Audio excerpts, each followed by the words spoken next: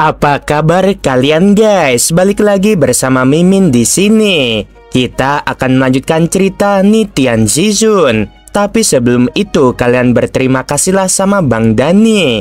Karena gak ada Saweria cerita ini tidak berlanjut. Yuk kita langsung ke videonya saja. Tanyun melesat di udara dan muncul di depan si Mencong. Dia berkata dengan acuh tak acuh, "Mengapa kamu takut?" Tanyun mengangkat kakinya dan menginjak wajah si Mencong. "Kamu tidak bisa menghabisiku atau kamu akan menyesalinya." Si Mencong berteriak sekuat tenaga. "Aku adalah kepala pelayan kantor Marskal Agung Kota Timur. Jika kau membiarkan aku pergi, aku akan memaafkanmu atas apa yang terjadi. Jika kau menghabisiku, kau dan istrimu akan mati." Tanyun tiba-tiba mengangkat kakinya dan hendak menginjak kepala si Mencong. Namun tiba-tiba sebuah suara tua yang dipenuhi dengan niat membunuh membelah langit malam.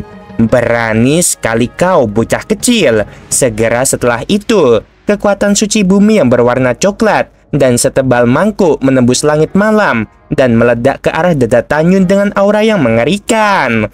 Tanyun memanggil armor leluhur surga perang yang diberikan Fang Ziki kepadanya. Setelah kekuatan leluhur suci mengenai dada Tanyun, Tanyun terlempar ke udara, terpental dan menghantam tanah beberapa kali, lalu jatuh ke tanah. Yunsi sangat cemas. Dia terbang di depan Tanyun dan bertanya dengan ekspresi khawatir, "Apakah kamu baik-baik saja?" Tanyun batuk seteguk darah dan berdiri dengan bantuan Yunsi. Pada saat ini, dua sinar cahaya jatuh dari langit dan berubah menjadi seorang lelaki tua dan seorang lelaki muda di depan si Mencong. Orang tua itu tak lain adalah pengurus lama Istana Marskal Besar Dongzhen yang bernama Kili, yang juga ayah angkat si Mencong. Pria di sebelahnya mengenakan jubah perak dan memiliki sikap yang luar biasa, terutama penampilannya yang sangat tampan. Pemuda itu tak lain adalah pria paling terkenal dan paling tampan di dinasti Sisu, yaitu Cikong. Cili membungkuk kepada Cikong dan berkata, "Tuan muda, aku bisa menangani masalah ini. Kamu tidak perlu melakukannya sendiri." Cili melambaikan tangan kanannya dan mendirikan tirai cahaya besar yang panjangnya 10.000 kaki, menghalangi pandangan semua orang. "Xiao Zhang, bagus sekali. Kamu benar-benar sombong." Cili menatap Tanyun, matanya yang berawan penuh dengan permusuhan. "Siapa yang memberimu keberanian untuk menghabisi 8 bawahanku, menghabisi cucuku, dan melukai anak angkatku dengan serius?" Tanyun memuntahkan seteguk darah dan mencibir, "Orang tua, aku tidak ingin membuang waktuku berbicara denganmu. Dengarkan saja aku. Anak angkatmu dan 8 anjingnya ingin menghabisiku, dan aku menghabisi 8 anjing itu. Sekarang sudah masuk akal untuk menghabisi si Mencong. Mengapa kau menghentikan diriku?" Tepat saat Cili hendak menyerang Tanyun, Yunsi membalikkan tangan kanannya dan sebuah token dengan kata Putri Ketujuh Kaisar Yu muncul di antara jari-jari gioknya yang ramping. "Berani sekali kau, berlututlah di hadapanku." Begitu dia selesai berbicara, Yunsi melepaskan penyamarannya dan kembali ke penampilannya yang sangat cantik. Cili menatap Yunsi. Dia begitu ketakutan hingga tubuh tuanya gemetar dan butiran-butiran keringat sebesar kacang membasahi dahinya. Yunsi berkata dengan dingin, "Jika putri ini tidak mengungkapkan identitas aslinya, apakah kamu akan membiarkan pengurus rumah tangga tua ini menghabisiku dan pengawal pribadiku?" "Yunsi, orang macam apa aku ini? Apakah kamu tidak mengenalku? Bagaimana mungkin aku membiarkan bawahanku melakukan hal itu?" Cikong menyelesaikan perkataannya. Dia berbalik dan menatap tajam ke arah Cili sambil memarahinya. Setelah memarahinya, Cikong menyampaikan pesan, "Jangan biarkan si Mencong merusak perbuatan baikku. Cepat habisi dia." Saat Cili sedang menyampaikan pesan, Yunsi menunjuk si Mencong dan berkata dengan dingin, "Orang ini baru saja mengatakan bahwa putri ini dan Xiao Zhang adalah pezina." Cikong tiba-tiba melambaikan tangan kanannya dan semburan kekuatan leluhur menelan si Mencong dan jiwa serta tubuhnya hancur tanpa jejak yang tersisa. Setelah Cikong menghabisi si Mencong, dia menatap Yunsi dan berkata, "Yunsi, aku minta maaf karena telah membuatmu takut tadi." Yunsi mendengus dingin, menatap Chili yang berlutut di depannya, dan berkata dengan dingin, "Xiao Zhang adalah pengawalku. Kamu baru saja menyakitinya. Bagaimana kamu menghadapi masalah ini?" "Xiao Zhang, aku serahkan dia padamu." Tan Yun memasang tatapan sinis saat ia terus menampar pipi ciri Chili hingga pipinya berlumuran darah dan tidak dapat dikenali lagi. Setelah Tan Yun berdiri, dia menendang mulut Chili sehingga semua giginya copot. "Xiao Zhang, jangan keterlaluan." Wajah tampan Cikong sedikit berubah.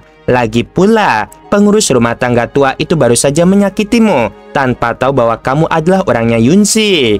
Dia tidak menyerangmu dengan sengaja setelah mengetahui bahwa kamu adalah orangnya Yunsi. Mengapa kamu menyerangnya dengan begitu kasar?" Tan Yun tertawa. "Kamu bilang aku kasar. Tidak apa-apa kalau kamu tidak mengatakan bahwa anjing di rumahmu itu kejam dan tidak berperasaan. Tetapi kamu masih mengatakan bahwa aku kasar. Apakah kamu bercanda?"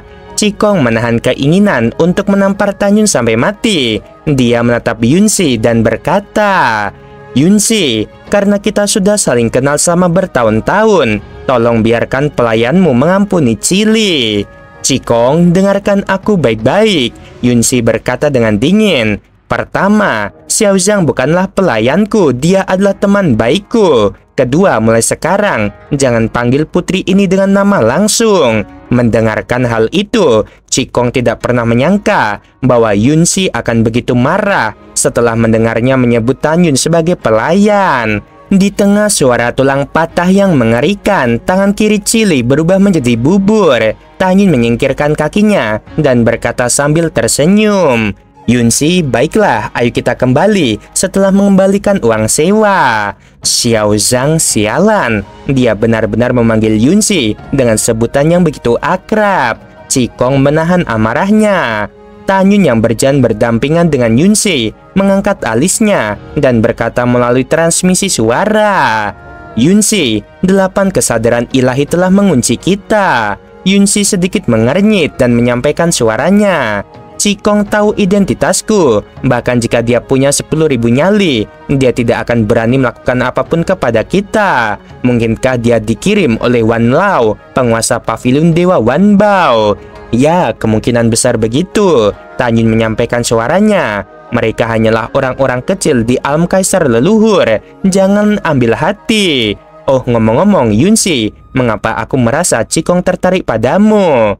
Yunsi mengangguk, "Tapi aku tidak menyukainya." 3 jam kemudian, hari sudah larut malam. Saat Tan Yun dan Yunsi hendak tiba di istana, Tan Yun mencibir, tetapi 8 sinar pedang yang panjangnya puluhan ribu kaki tiba-tiba meledak dari langit malam di belakang mereka. "Dasar 8 semut, keluar dari sini. Katakan padaku, apakah Wan Chen dalang di balikmu?" Tan Yun bertanya tanpa ragu. Betul, ke-8 orang itu mengangguk. Lalu mereka terbang menjauh dari Tan Yun dengan kecepatan tinggi. Setelah 8 pembunuh itu pergi, Yunsi tidak terbang menuju istana di depannya, tetapi berkata, "Tan Yun, kita akan memasuki istana. Biarkan aku menceritakan kepadamu tentang apa yang terjadi di istana." Yunsi menggerakkan lengan gioknya dengan lembut, memasang penghalang kedap suara dan berkata, "Permaisuri Liu saat ini adalah musuh yang menghabisi ibuku. Dia melahirkan 2 putra dan 1 putri. Putra mahkota Yu Cheng, putri ketiga Yu Yunsi, dan pangeran kelima Yusan. Semuanya adalah anak-anaknya. Putra mahkota kejam, putri ketiga seganas ular, dan pangeran kelima adalah yang paling jahat. Ketiga orang ini selalu ingin aku menghilang, terutama putri ketiga Yu Yunsi. Dia selalu menyukai Cikong, dan orang yang diinginkan Cikong adalah aku. Jadi dialah yang paling membenciku. Selain ketiganya, pangeran kedua Yude lahir dari Selirke. Dia tampaknya tidak memiliki ambisi, tetapi sebenarnya dia adalah serigala yang mengintai. Jika dia ingin mendapatkan tahta, hambatan terbesarnya adalah pangeran tertua, yaitu putra mahkota. Adapun pangeran ke-6 Yuan, dia bukan orang baik. Jika bertemu orang-orang ini, kau harus berhati-hati. Lagi pula, kau adalah pengawal pribadiku, dan aku khawatir mereka akan mempersulitmu karena aku. Ngomong-ngomong, aku tidak banyak berinteraksi dengan pangeran kedua dan pangeran ke-6 di hari kerja. Jadi biasanya mereka tidak akan membuatku kesulitan. Tan Yun berkata, aku sudah memikirkannya. Yunsi di mana pangeran keempat? Yunsi menghela napas dan berkata, pangeran keempat adalah seorang jenius, tetapi dunia cemburu pada bakatnya, dan dia sudah lama meninggal. Tan Yun menghela napas dan berkata, sepanjang waktu, hal ini sama saja. Keluarga kekaisaran adalah yang paling kejam. Yunsi menghela napas, menatap Tan Yun membuka bibir merahnya, dan berkata dengan suara manis, Tan Yun, jika suatu hari aku menghabisi Kaisar Liu dan membebaskan dendam ibuku dan ingin meninggalkan istana yang tak berpribadi ini, maka apakah kau bersedia membawaku berkeliling ke alam leluhur tertinggi? Ada terlalu banyak tempat yang belum pernah aku kunjungi. Tan Yun tersenyum dan berkata, jika ada kesempatan, tentu saja. Setelah itu, di bawah tatapan penuh hormat dari para prajurit, Tan Yun mengikuti Yunsi ke dalam istana. Saat terbang, Yunsi menjelaskan kepada Tan Yun tata letak istana dan ruang tamu tempat para pangeran, putra mahkota, selir kekaisaran, dan orang-orang penting lainnya tinggal. 1 jam penuh kemudian, ketika malam berangsur-angsur memudar, Yunsi membawa Tan Yun ke sebuah rumah besar yang indah dan unik yang dipenuhi dengan energi ilahi. Beberapa saat kemudian, Tan Yun dan Yunsi tiba di luar istana putri ke-7. Pada saat ini, hampir 1000 orang telah berkumpul di luar istana. Di antara mereka ada lebih dari 900 penjaga dan puluhan pembantu. Di depan semua orang berdiri seorang wanita setengah baya. Dia adalah pengasuh Yu Yunsi, yaitu Guan Feng, yang juga merupakan pengurus rumah tangga di rumah putri ke-7. Nona, semua orang ada di sini, Guan Feng berkata sambil tersenyum.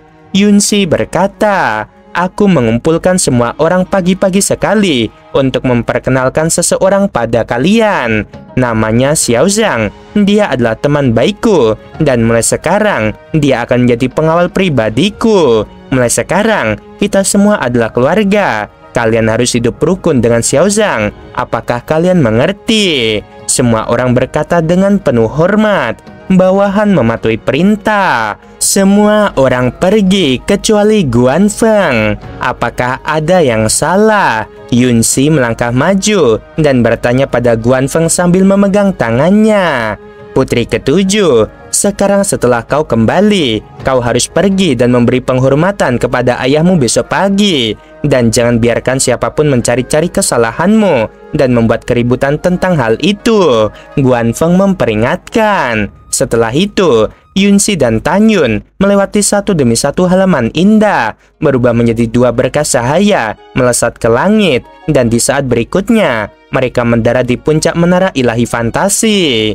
Aku akan membukanya untukmu sekarang juga, sehingga kamu dapat bertemu keluargamu di alam Dewa Hongmeng.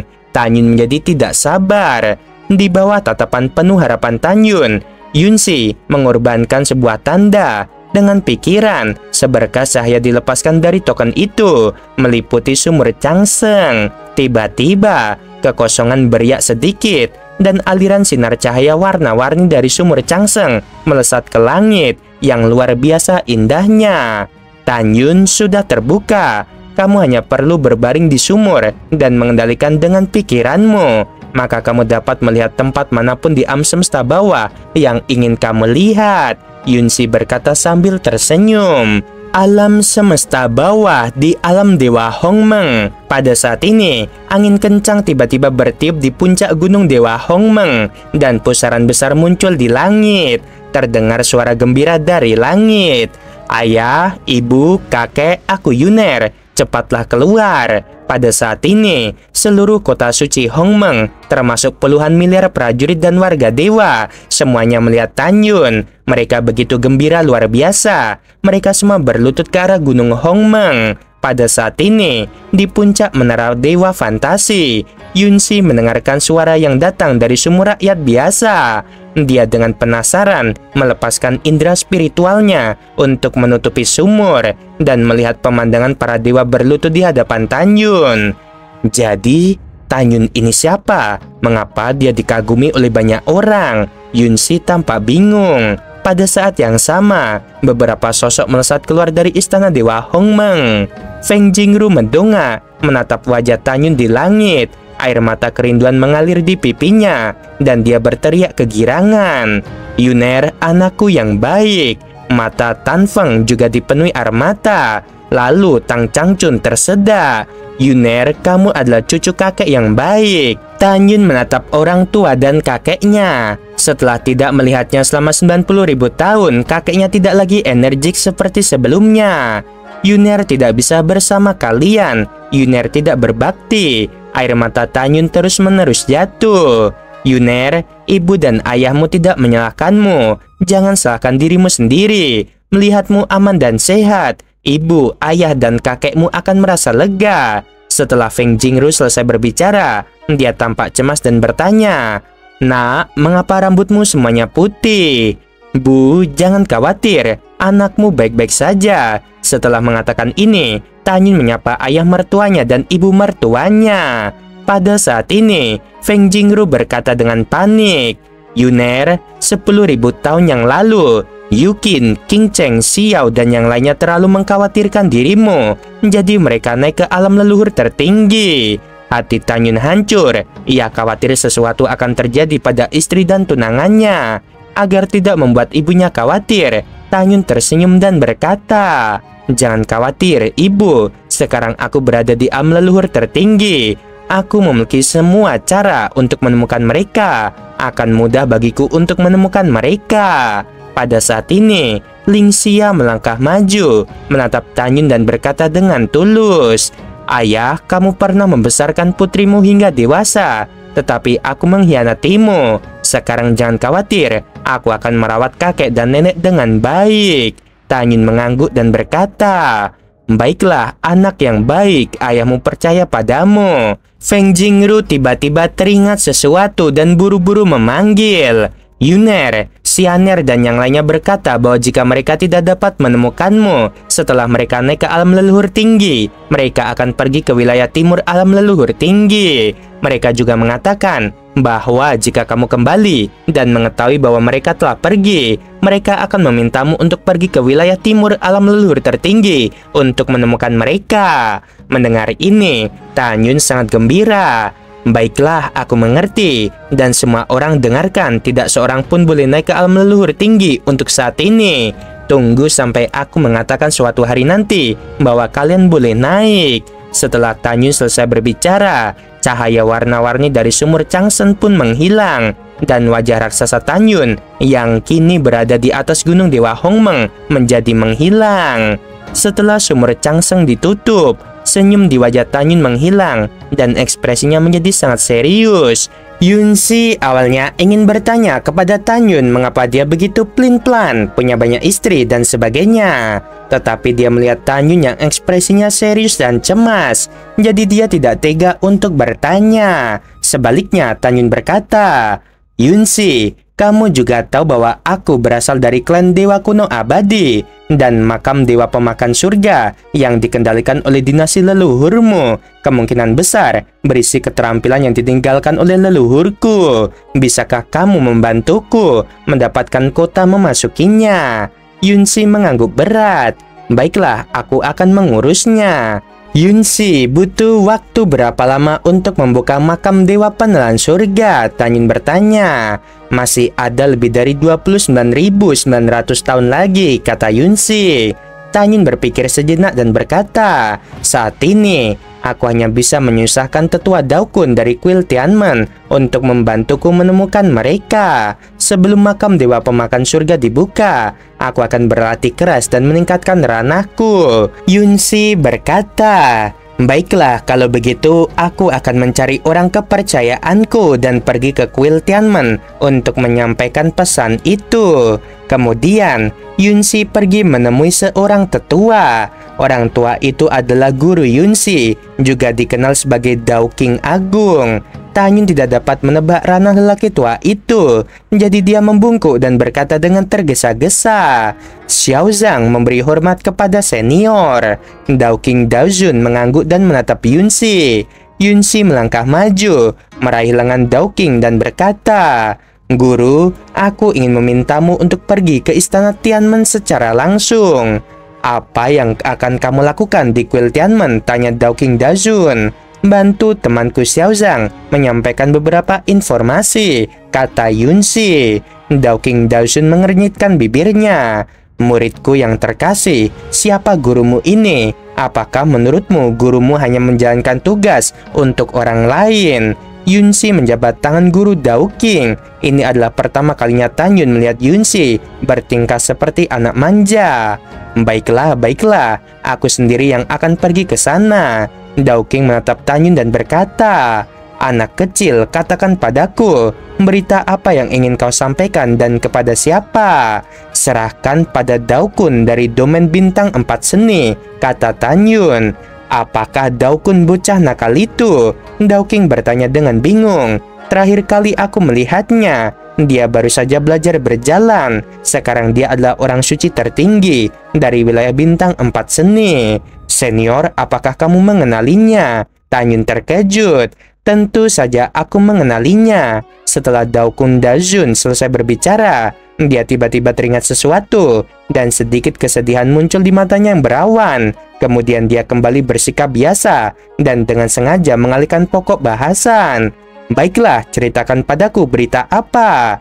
Tanyun melambaikan tangan kanannya, dan semburan kekuatan leluhur dilepaskan, memadatkan gambar memori dari kehampaan. Dao-King Daojun terkejut. Sekalipun dia adalah monster tua yang telah hidup puluhan ribu tahun, dia tetap saja dikejutkan oleh wanita-wanita itu.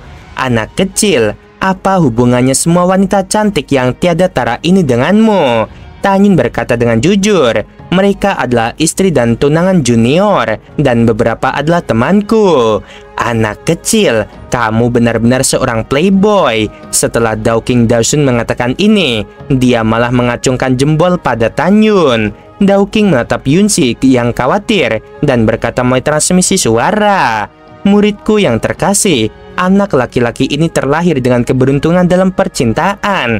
Jangan tertipu olehnya. Baiklah, aku pergi dulu." Setelah pesan terkirim, guru besar Dao-King menghilang begitu saja.